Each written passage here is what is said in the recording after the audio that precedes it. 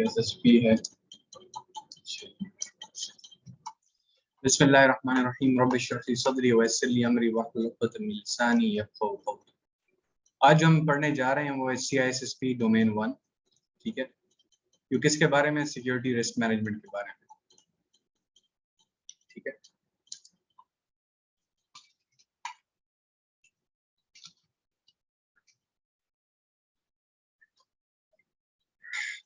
Security risk management क्या है? किसी भी ऑर्गेनाइजेशन में अगर आप cyber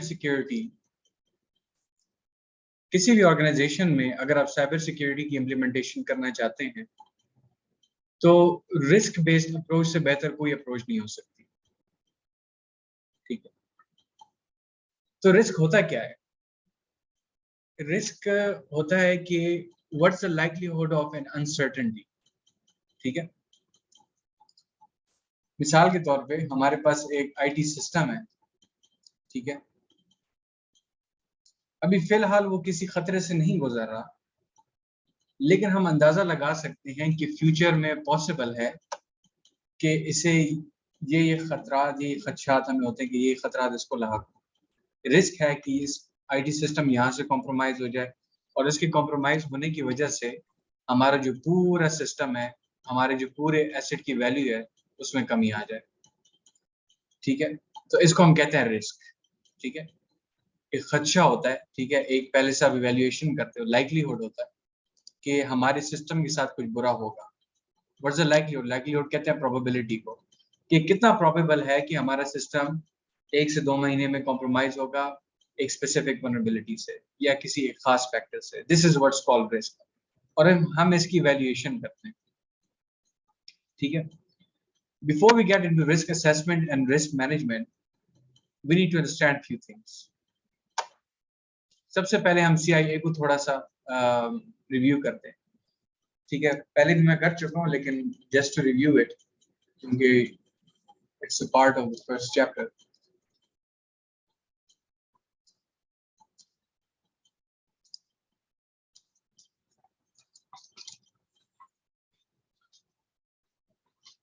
Confidentiality, integrity, and availability.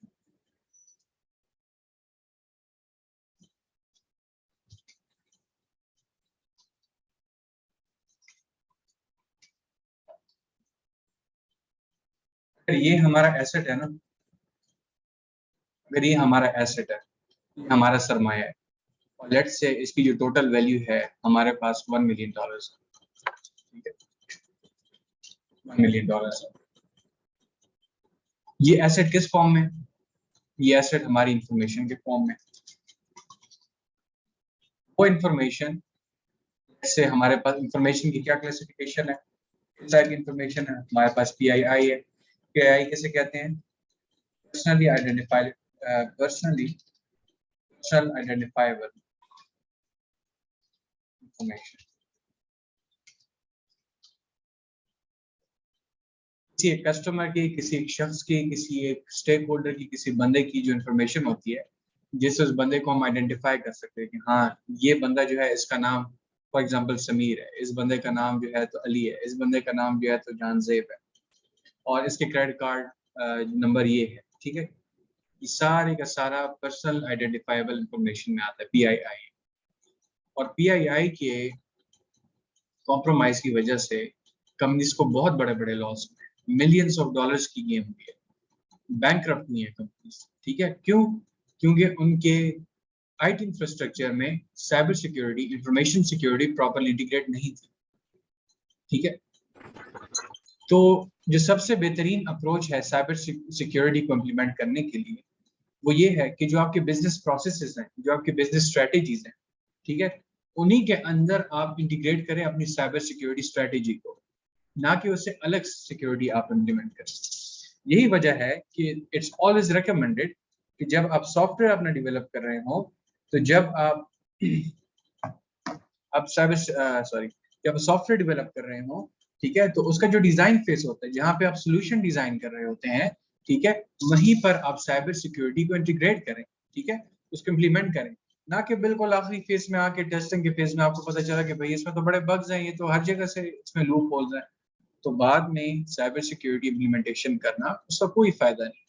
ठीक है, फायदा है भी तो उसमें क्या होता है कि आपका टाइम भी वेस्ट होता है, एनर्जी भी वेस्ट होती है, आपका मनी भी वेस्ट होता है। क्यों? क्योंकि आपको फिर पीछे जाना पड़ता है, लोगों के साथ कम्युनिकेशन करनी पड़ती है, बहुत सारी डॉक्यूमेंटेशन होती है। ठीक है, खासतौर पर जब आप ऑर्गेनाइजेशन कॉर्पोरेट्स में आप काम करते हैं तो वहाँ पे हर एक चीज़ इज वेल डॉक्यूमेंट। जैसे कि कल के लेक्चर में मैंने कहा कि फॉरेन कंट्रीज में जहाँ पे प्रॉपर ऑर्गेनाइजेशंस हैं वहाँ पर हर एक चीज़ को डॉक्यूमेंट किया जाता है, हर एक चीज़ को स्पेसिफाई किया जाता है, रैंडमली किसी चीज़ के बारे में गेस नहीं किया जाता। ठीक है, तो इसीलिए सबसे बेहतरीन तरीका सिक्योरिटी का कब है, सबसे बेहतरीन टाइम सिक्योरिटी इम्प्लीमेंटेशन का क्या है? डिजाइन फेज में। ठीक है, डिजाइन फेज क्या होता है? जहां पर आप स्ट्रेटेजी बनाते हैं। ठीक है, मिसाल के तौर पे मैंने आपको पहले भी एक वाटरफॉल मॉडल जो दिखाया था सॉफ्टवेयर डेवलपमेंट का, बड़ा ही पुराना और आउटडेटेड है, कोई यूज नहीं करता। ठीक है, वाटरफॉल मॉडल को। ठीक है, लेकिन it's a classic example to understand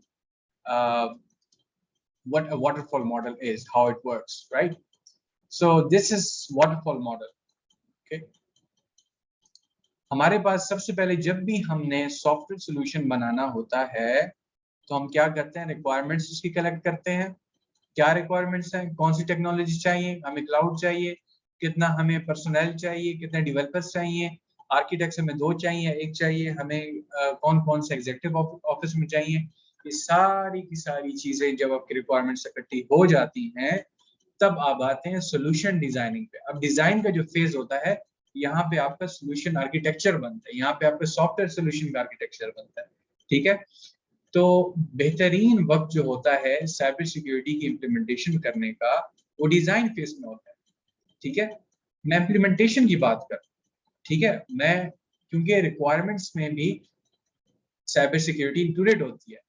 आप अगर रिक्वायरमेंट्स अपने सोल्यूशन के लिए गैदर कर रहे हैं तो it's the best time to also gather requirements for your cyber security strategy as well. So like what are the requirements of the security regarding my solution related to my solution?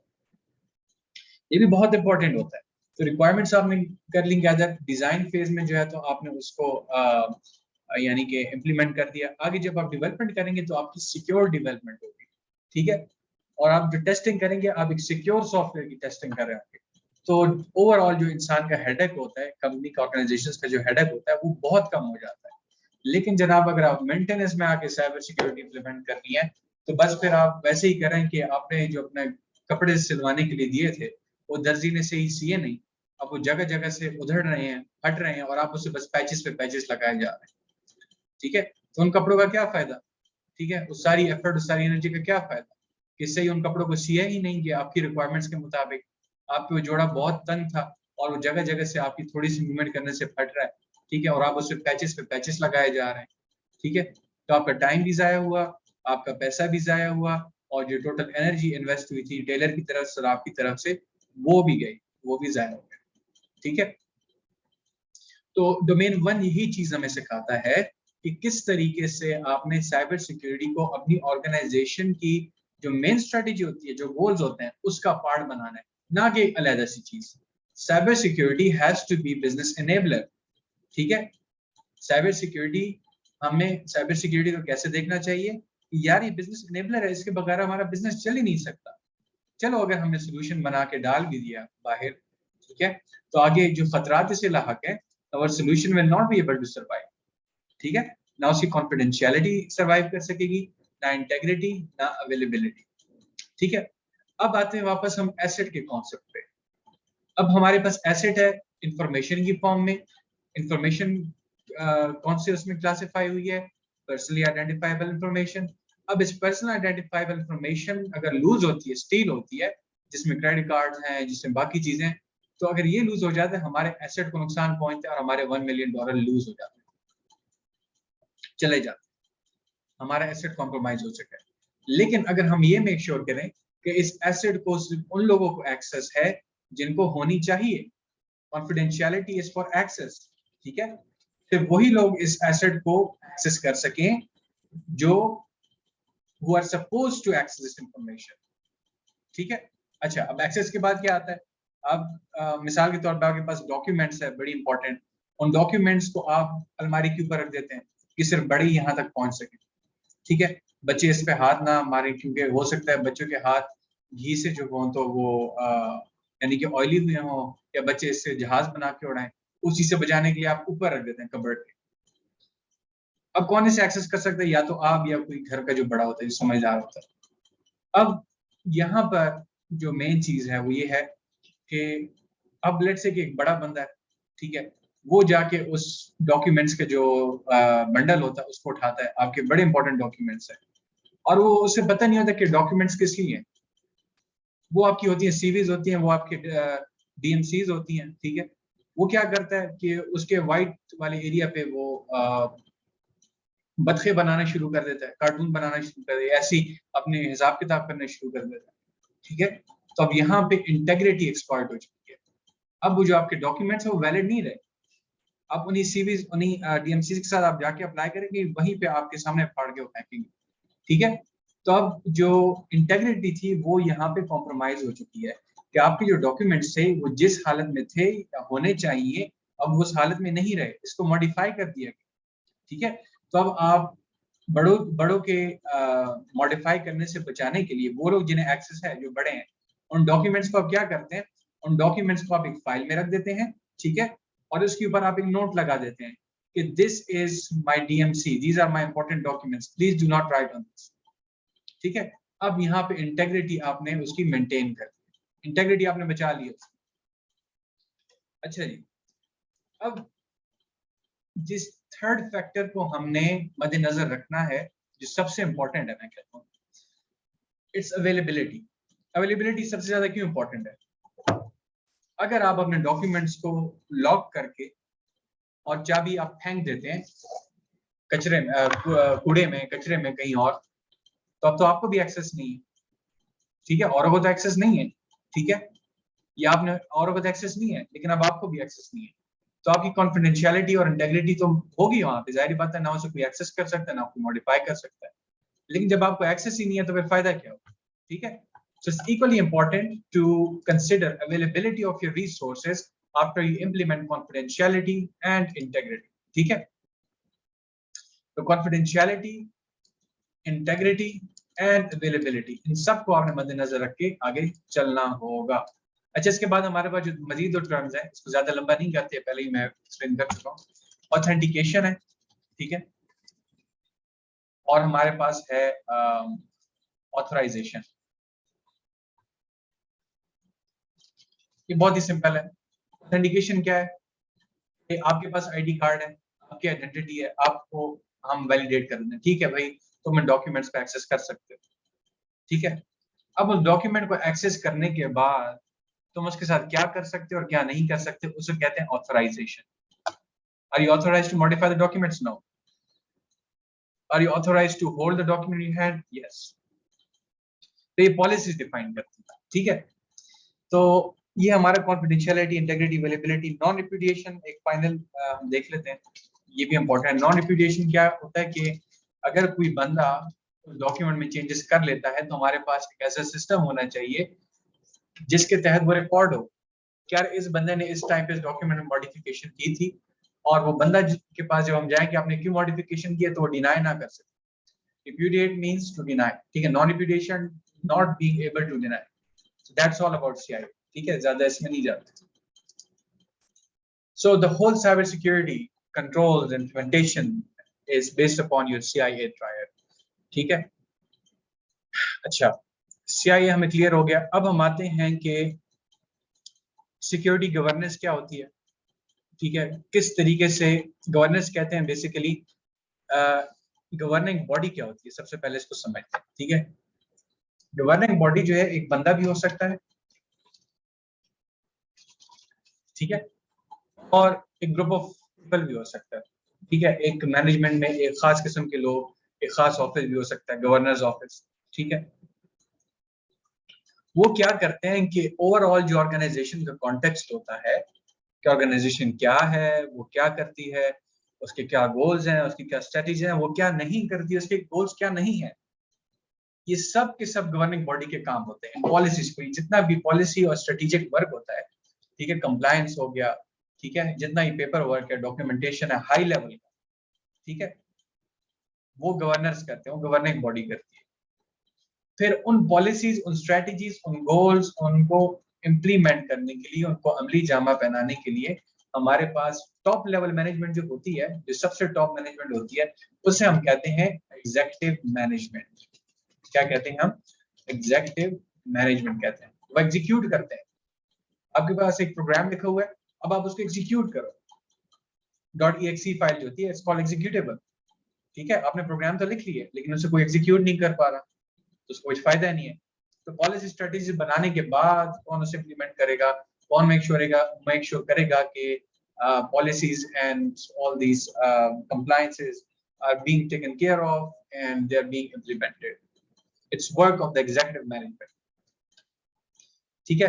तो executive management में कौन से लोग आते हैं? CEOs हो गए, chief executive officers, ठीक है, हेड ऑफ गवर्नमेंट्स हो गए, चीफ फाइनेंशियल ऑफिसर्स हो गए, चीफ ऑपरेटिंग ऑफिसर्स हो गए, ठीक है, और चीफ इंफॉर्मेशन ऑफिसर्स हो गए, चीफ इंफॉर्मेशन सिक्योरिटी ऑफिसर्स हो गए। अगर आप में से किसी ने ISO 27001 का कोर्स लिया हो अल्लाफे के पोर्टल पे, तो आपने वहां पे ये बात सुनी होगी, सर पैसा लोग कहते हैं कि सीसो जो होता है उसका काम ये होता है कि जितने भी बाकी ऑफिसर्स हैं, एग्जीक्यूटिव ऑफिसर्स हैं, उनको इकट्ठा लाना, उन सबको बताना कि देखो तुम्हारी जो डोमेन ऑफ वर्क है, तुम्हारे जो फाइनेंस डिपार्टमेंट में, या तुम्हारे जो है तो रिलेशन डिपार्टमेंट में, तुम्हारे गवर्नमेंट डिपार्टमेंट में, तुम्हारे लीगल डिपार्टमेंट में जो एस्पेक्ट्स हैं, जो प्रोसेसेस हैं, उनमें साइबर सिक्योरिटी की इम्प्लीमेंटेशन क्यों जरूरी है और कैसे कर सकते हैं विदाउट कॉम्प्रोमाइजिंग योर गोल्स, ठीक है। ये बहुत इंपॉर्टेंट होता है। साइबर सिक्योरिटी को आपने इस तरह इम्प्लीमेंट नहीं करना कि दूसरा बंदा बिल्कुल ही हाथ पे हाथ रख के बैठ जाए कि भाई इतनी सिक्योरिटी है, मैं तो कुछ कर ही नहीं सकता। अच्छा, ये थी एग्जीक्यूटिव मैनेजमेंट, गवर्निंग बॉडी, ठीक है। अच्छा, तो गवर्नेंस ऑफ इंफॉर्मेशन सिक्योरिटी क्या होती है, ठीक है। इंफॉर्मेशन सिक्योरिटी गवर्नेंस कहते हैं कि जब आप साइबर सिक्योरिटी की एक्टिविटीज को एक डिटेल और डायरेक्टेड ऑर्डर में करें। अच्छा, मिसाल के तौर पे मैं आता हूं, मैं आपके सिस्टम की वल्नरेबिलिटी एनालिसिस करता हूं, मैं आपको यही बताता हूं कि यार आपके सिस्टम में वल्नरेबिलिटीज हैं, ये पैच अप्लाई कर, मैं आपको लिस्ट दे देता हूं, ठीक है। चलिए, अगर एक कंप्यूटर है उसमें तो बड़ा इजी है, ठीक है भाई, मैं जाके गूगल से मैं exe फाइल, ये फाइल, ये सारी मैं डाउनलोड करके पैच कर दूंगा, पेनिट्रेशन टेस्ट कर लूंगा अपने सिस्टम का और बस ठीक है, सिक्योर हो जाएगा मेरा सिस्टम। लेकिन जब आप ऑर्गेनाइजेशन की बात करते हैं जहाँ पे डिपार्टमेंट्स होते हैं और डिपार्टमेंट से एसोसिएटेड हंड्रेड्स ऑफ वर्कर्स होते हैं, एक्सपर्ट्स होते हैं, तो वहां पे प्रॉपर लीडरशिप और डायरेक्शन की जरूरत होती है। वहां पे आप रैंडमली जाके एक सब में ऐसे नहीं कि पेज फोटो स्ट्रेट करा के सबको पकड़ा दो भाई इस तरीके से काम करना, नो, वहां पे ट्रेनिंग एंड अवेयरनेस, वहां पे ह्यूमन इंटरवेंशन, वहां पे मैनेजमेंट की इंटरवेंशन, वहां पे सेमिनार्स, वहां पे प्रॉपर सिस्टम्स इंप्लीमेंट करना टू मेक श्योर कि हाँ प्रॉपर पॉलिसीज, पेनल्टीज वहां पे इंप्लीमेंट करना ताकि लोग अपना सिक्योरिटी का काम करें। That needs to be directed and controlled by whom?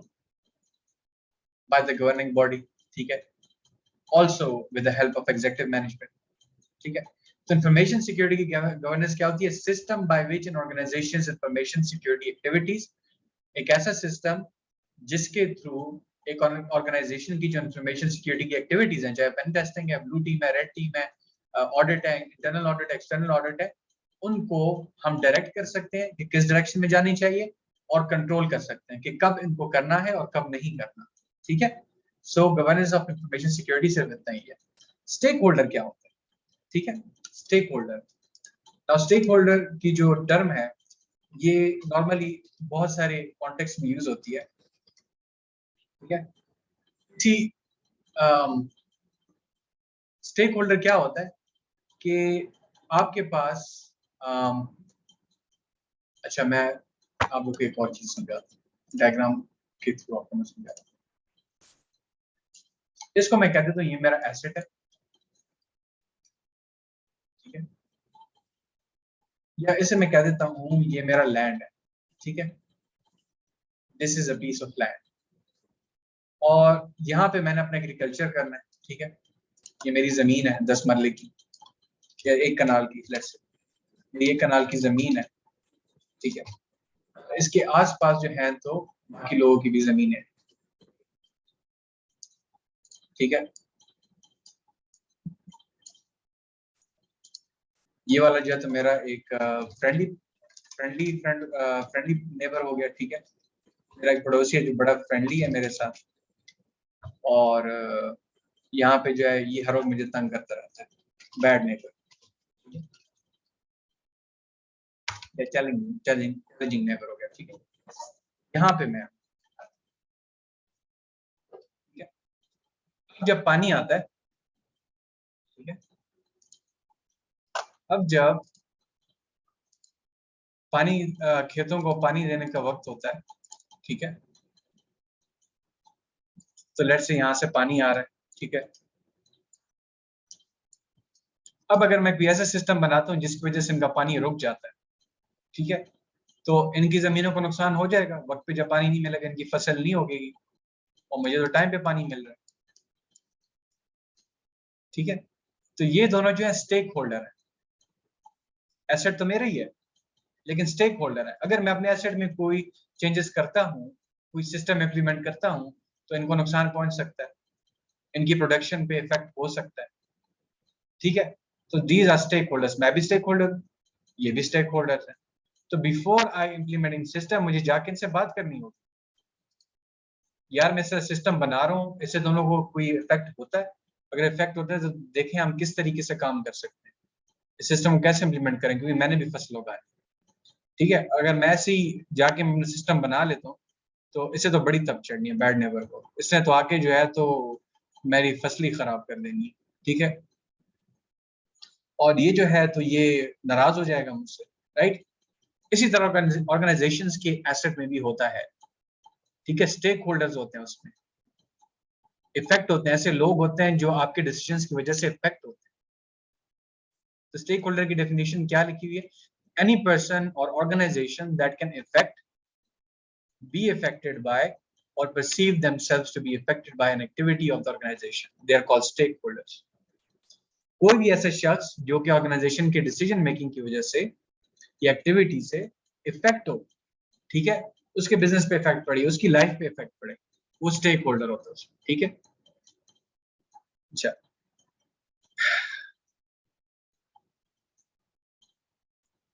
अब सिक्योरिटी गवर्नेंस क्या होती है? मैं एक नई फाइल खोल लेता हूँ।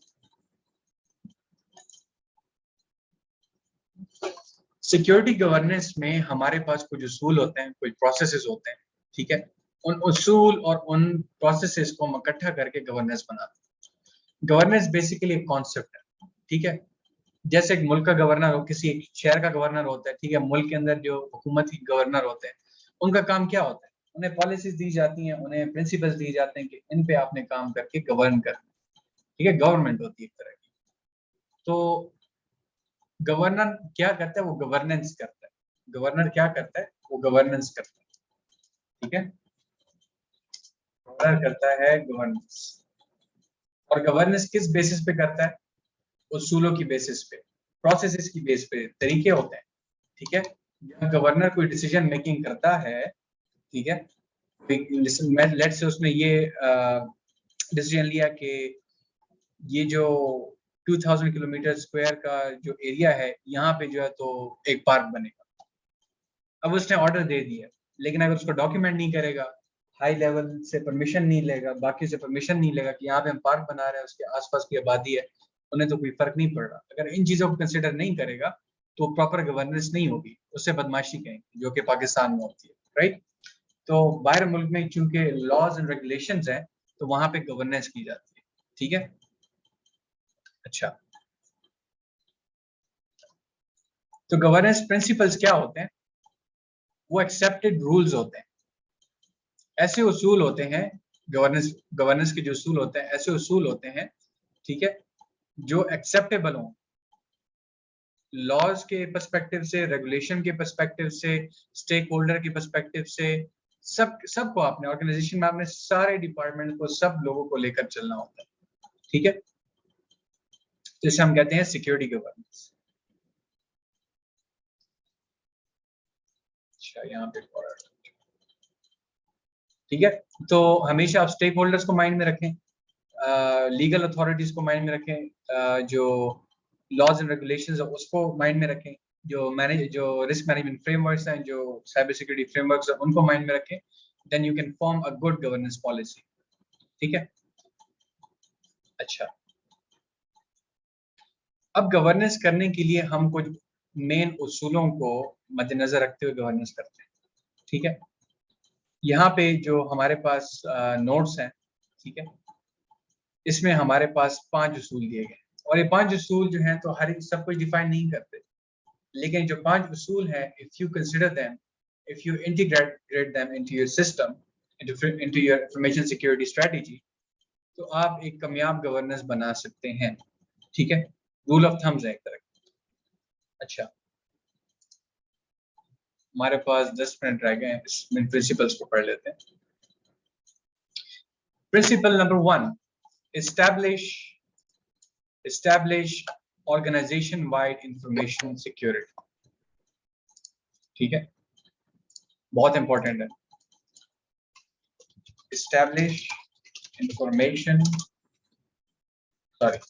organization wide information security। जब आपने इंफॉर्मेशन सिक्योरिटी इंप्लीमेंट करनी होती है तो आप सबको साथ लेकर चलते हैं, चाहे वो हायर लेवल मैनेजमेंट हो, चाहे वो गवर्नेंस ऑफिस हो, जो हमारा डायरेक्टर्स का ऑफिस होता है, चाहे वो डायरेक्टर्स का ऑफिस हो, चाहे वो एग्जीक्यूटिव मैनेजमेंट हो, चाहे वो आईटी मैनेजर्स हो, चाहे सिक्योरिटी पर्सनल हो, चाहे वो जो हो तो सेल्स मैनेजर्स हो, चाहे वो बाकी एम्प्लॉयज हो, आपको सबको साथ लेकर चलना होता है, आप सबको कंसिडरेशन में लेते हैं। ठीक है, आपने ये नहीं करना कि आप लो लेवल पे सारी इंफॉर्मेशन सिक्योरिटी कर लें और अभी अज्यूम कर लें कि एग्जीक्यूटिव मैनेजमेंट में तो किसी से कोई गलती हो ही नहीं सकती, वो तो बड़े एजुकेटेड लोग हैं, उन्हें तो कोई हैक कर ही नहीं सकता। That's wrong. अक्सर औकात ये देखने में आया है कि जो एग्जीक्यूटिव मैनेजमेंट में लोग होते हैं उनको हैक करना बड़ा इजी होता है, उन्हें एक फिशिंग ईमेल भेजो, एक well structured, well articulated, well form, वहां पे वो ईमेल पे क्लिक करते हैं, पूरी ऑर्गेनाइजेशन कॉम्प्रोमाइज हो जाती है। ठीक है, तो आपने बड़ा छोटा नहीं देखना।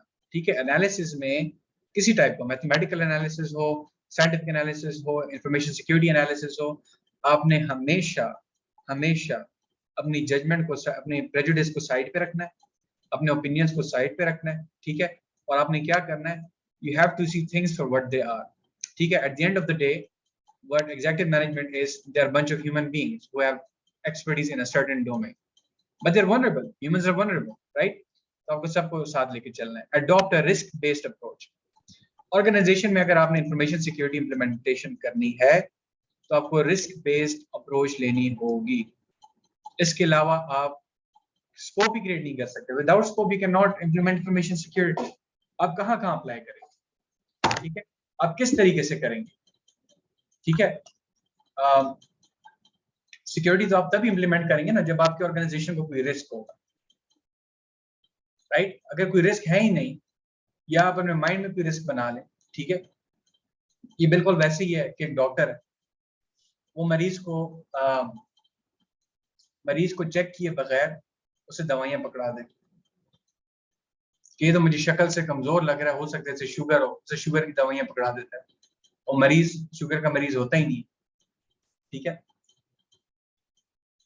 या उसे जो है खांसी की दवाई पकड़ा देता है, या उसे जो है तो किसी ऐसी गुर्दों की उसे खांसी लगी है, उसे जो है तो गुर्दों की दवाई, ठीक है, किडनीज की दवाई दे देता है। व्हाई? बिकॉज उसने उसे प्रॉपरली असेस नहीं किया, उसने रिस्क बेस्ड अप्रोच नहीं लिया। अगर मैं इसको ये दवाई दे रहा हूँ, इसे खांसी है, ठीक है, तो हो सकता है कि ये भी उसमें, तो प्रॉपर एनालिसिस जरूरी है, रिस्क बेस्ड अप्रोच आपको लेनी पड़ेगी। ठीक है, तो आपने सबसे पहले, आगे हम पढ़ेंगे रिस्क असेसमेंट कैसे करनी है हमने, ठीक है, लेकिन रिस्क बेस्ड अप्रोच से ही पॉसिबल है, टेंजिबल है।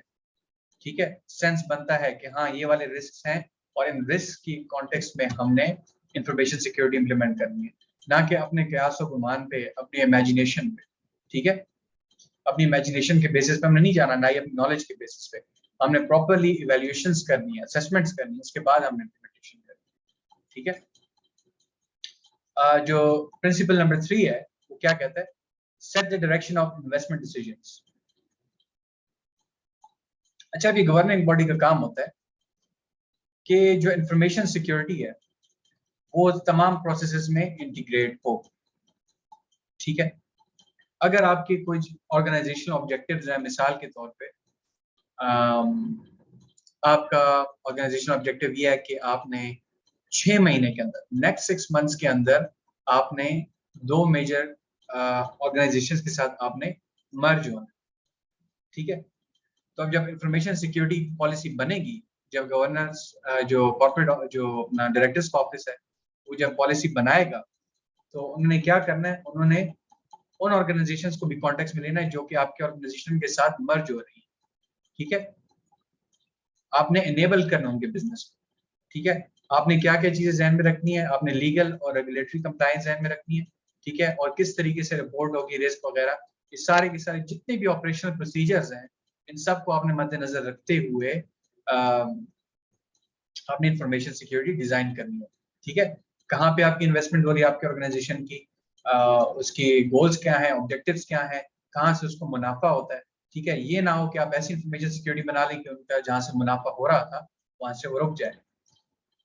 Ensure conformance with internal external requirements. ठीक है, बहुत ही इंपॉर्टेंट है कि आपने कन्फॉर्मेंस करनी है इंटरनल और एक्सटर्नल रिक्वायरमेंट से। ठीक है, लेट्स से कि अगर बड़ी सिंपल सी एग्जांपल देता हूँ मैं यहाँ पे, आपके एम्प्लॉइज हैं 5। ठीक है, वो ऐसे इन्वायरमेंट में काम कर रहे हैं जहाँ पे हैजर्ड है। ठीक है, वहां पर नुकसान पहुंच सकता है। ठीक है, तो इंटरनल रिक्वायरमेंट क्या है लॉ की तरफ से कि आपने वहां पे सेफ्टी मेजर्स इंप्लीमेंट करने हैं। तो आप जब सिक्योरिटी पॉलिसी बनाएंगे तो आपने उस चीज को भी कंसिडर करना है। एक्सटर्नल क्या है कि बाहर जिस तरीके से आप बिजनेस कर रहे हैं, ठीक है, उनसे बाकी लोग कैसे इफेक्ट हो रहे हैं। ठीक है, कौन कौन सी लेजिस्लेशन जरूरी है। ठीक है, कौन कौन सी कंप्लायंस जरूरी है। आईएसओ की हमने करानी है, पीसीआई डीएसएस हमने करना है। ठीक है, हमने पेमेंट कार्ड इंडस्ट्री के जो क्या कहते हैं स्टैंडर्ड्स है वो हमने इंप्लीमेंट करने हैं या नहीं करने। ठीक है, इन सब चीजों को, इंटरनल और एक्सटर्नल फैक्टर्स को, क्या अगर हमारी सिक्योरिटी कॉम्प्रोमाइज होती है, हमारी रेपुटेशन पे एक्सटर्नली इफेक्ट पड़ेगा या इंटरनल रेपुटेशन हमारी खराब होगी। All of these things. ठीक है, internal and external requirements. Rule number जो 5 है, principle number 5, foster security positive environment. ठीक है, सिक्योरिटी पॉजिटिव एनवायरनमेंट ये होती है कि आपने सब के साथ कोऑर्डिनेशन करनी है। ठीक है, अगेन यहाँ पे सारे टीम वर्क का बात की बात हो रही है, आपने कोऑर्डिनेशन करनी है। ठीक है, आपने जो है तो इंफॉर्मेशन सिक्योरिटी को ऐसे इम्प्लीमेंट करना है, ठीक है, कि जो ह्यूमन हो, ठीक है, जो कि ह्यूमन बिहेवियर पे बिल्ड हुआ हो, ह्यूमन के बिहेवियर को कंसिडर किया गया हो। ऐसे कंट्रोल्स आप इम्प्लीमेंट ना करें कि लोगों का जीना हराम हो जाए, कि 10-10 मरतबा जो है तो उन्हें लॉग इन करना पड़े हर दूसरे में। राइट, तो ऐसी इंफॉर्मेशन, ऐसे सिस्टम तो सिक्योर होंगे, हैक करना मुश्किल हो जाएगा, but at the same time आपके एम्प्लॉयज एग्जॉस्ट हो जाएंगे। ठीक है, आपके एम्प्लॉयज एग्जॉस्ट हो जाएंगे, वो काम नहीं कर सकेंगे। तो सिक्योरिटी पॉजिटिव एनवायरनमेंट आपने बनानी। ठीक है, अगर अगर आप ह्यूमन बिहेवियर को देख के सिक्योरिटी पॉलिसी डिजाइन नहीं करते तो होगा ये कि जो आपके जो ऑर्गेनाइजेशन के गोल्स ऑब्जेक्टिव्स होते हैं, जो वहाँ के लोगों के गोल्स होते हैं ऑब्जेक्टिव्स होते हैं, और आपकी सिक्योरिटी स्ट्रेटेजी होती है, उसमें कॉन्फ्लिक्ट आ जाता है एंड स्टिल डजंट वर्क। ठीक है, अच्छा, जो रूल नंबर 6 है वो क्या है?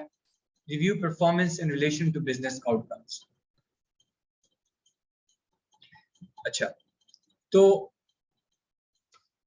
सिक्योरिटी की जो परफॉर्मेंस है, ठीक है, जैसे मैंने पहले कहा कि जो आपकी साइबर सिक्योरिटी है वो क्या करती है कि आपके बिजनेस को एनेबल करती है। Right, these principles are similar, all similar in some sense, right. तो यहाँ पर क्या बात कर रहा था मैं? Security is your business enabler. अगर आपके बिजनेस के आउटकम्स में कोई फर्क आ रहा है आपकी सिक्योरिटी पॉलिसी की वजह से, then you are failing in cyber security implementation. अगर आपकी साइबर सिक्योरिटी की वजह से आपका बिजनेस एनेबल हो गया है और उसके आउटकम्स बढ़ गए हैं, यानी कि उसकी जो इन्वेस्टमेंट है, सॉरी इनकम है वो बढ़ गई है, उसे फायदा हो रहा है, देन यू हैव सक्सीडेड। लेकिन अगर हिंड्रेंस आ रही है, then you are done for, आपकी साइबर सिक्योरिटी का कुछ फायदा नहीं। तो सेशन को यहीं पे एंड करते हैं। मैं एक दूसरी लिंक शेयर करता हूँ, किसी के कोई क्वेश्चंस हैं, कोई डिस्कशंस हैं, तो वो मेरे साथ कर सकता है, ठीक है। ये भी खुद ब खुद ही ऑफ हो जाएगा। बहरहाल आई होप कि मैंने कोशिश पूरी की है कि डिलीवर करूँ अच्छे तरीके से। It's not an easy topic. Session को यहीं एंड कर लेते हैं। कोई क्वेश्चंस है, डिस्कशंस है, वो हम डिस्कस कर सकते हैं नेक्स्ट लिंक पर। जज़ाकल्लाह खैर।